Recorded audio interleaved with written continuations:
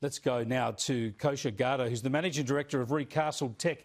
Joins us from Melbourne. Thanks for joining us again, Kosha. Just tell us where you think this Facebook standoff is going to end up. Hi, Chris. Good to be with you again. So, look, I have to say that this is not unexpected. We are in the midst of the growth curve of an oligopoly, and that's the stage of sort of dominant market power. This is certainly one of the 2 or 3 moves that they or Google would have in their arsenal. And there actually is a little bit of precedent for this. In this case with Google, that actually exited the news aggregation business in Spain in 2014. And some of the smaller news sites in that market definitely took a hit, the ones that are very, very reliant on these platforms for traffic. But the large ones, their largest circulating newspaper and others, were able to rebound. And one could argue are actually healthier now because they're able to generate their own traffic and they've come away from their reliance on these platforms. So, you know, look, Google and Facebook's revenue, anywhere from 1% to 3% of it comes from Australia. So this is not an economic matter for them. This is about legal risk and what kind of legal precedent they want to see set in the world that could potentially snowball into other things.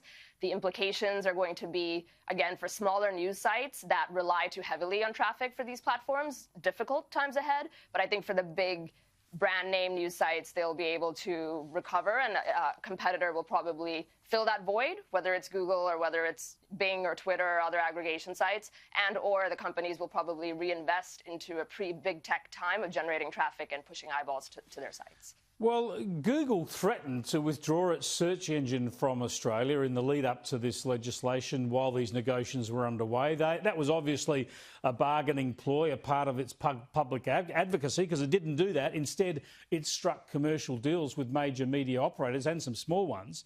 But you seem to think that Facebook is not doing this. This is not a ploy by Facebook. You believe they're just going to leave this stuff, the Australian news content, off their site for good? I think it's a ploy, but it's one that they're probably willing to stick with if the negotiation falls through. I think, the other thing that they're grappling with is the competitive strategy that you mentioned, where Google struck this deal with News Corp, with Fairfax and others. And so they are basically a duopoly with Google in the digital advertising market. So they're looking at this as where they're now trying to compete against that competitive advantage that Google has negotiated for itself. That's one thing. And the second thing, too, to remember is Facebook actually is becoming less and less reliant on hard news for what drives their engagement with their platform. They actually made a pretty big and public algorithm shift in 2018 that deprioritized published news and was trying to go back to their roots of friends and family sharing photos and all of that in the US. And some of the next tier publications, including storied ones like The Atlantic and others, Slate and Vox and all of those, took massive hits to their traffic, whereas the Times and the Wall Street Journal that are forces were able to withstand that, and it probably served as a silver lining for them to invest in their own thing. But we've seen this happen before, shades of it, and I would not be surprised if the negotiations fall through that they actually stick with this. They wouldn't have made the move if they weren't willing to go all the way, is my view. Well, to understand the impact of this on Facebook and the impact it might have on media companies, you've got to talk about what social media users, how they use these platforms, in this case, Facebook. So I want to get you to provide some insight on that for us. For instance, I have a Facebook page. I tend not to follow any news on it. It's just family and friends, and it's just pictures of the kids and the like. I keep politics and news away from it. I'll go onto the Sky News Facebook page to look at our clips and see what our viewers are saying. You sort of keep them separately.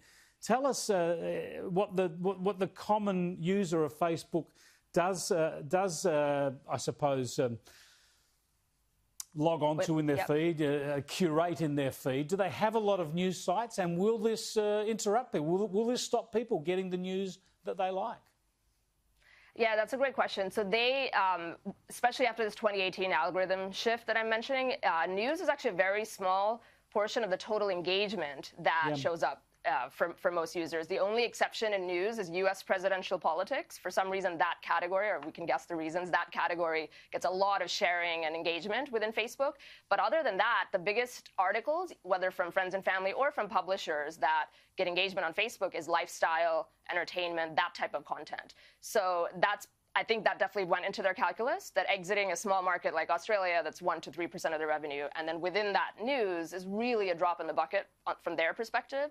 But conversely, for the news sites, if you host on there, like Sky News Australia or others, it is a big driver of traffic for this side of the equation. And so that's where I think a lot of the uproar is coming from. And that's sort of my point, that maybe the silver lining is that all news companies are a little bit less reliant to these aggregators, which is where we are in the digital economy that seems to have been rewarding content aggregation rather than content creation, at least for the last decade.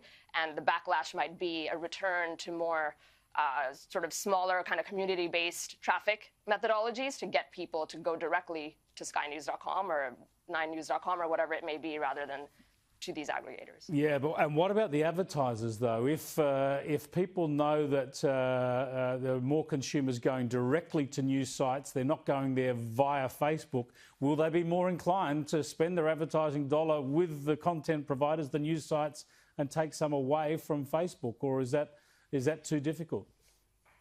Yeah, so that's, that's where sort of the panic ensues, because advertising is the lifeblood of the media industry, and it is linked to eyeballs. And these two companies are gigantic traffic stores that have aggregated eyeballs at a scale never before seen before. And you can sort of rent your traffic, from them, and that's where they own the power.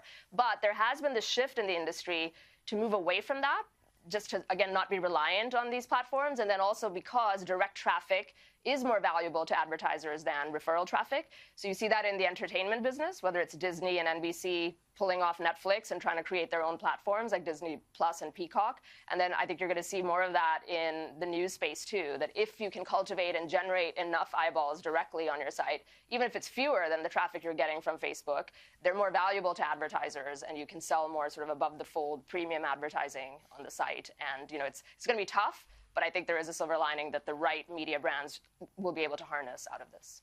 Hope you're right, Kosha. Thanks so much for joining us. Thank you, Chris. Kosha Gada there, who's the Managing Director of Recastle Tech.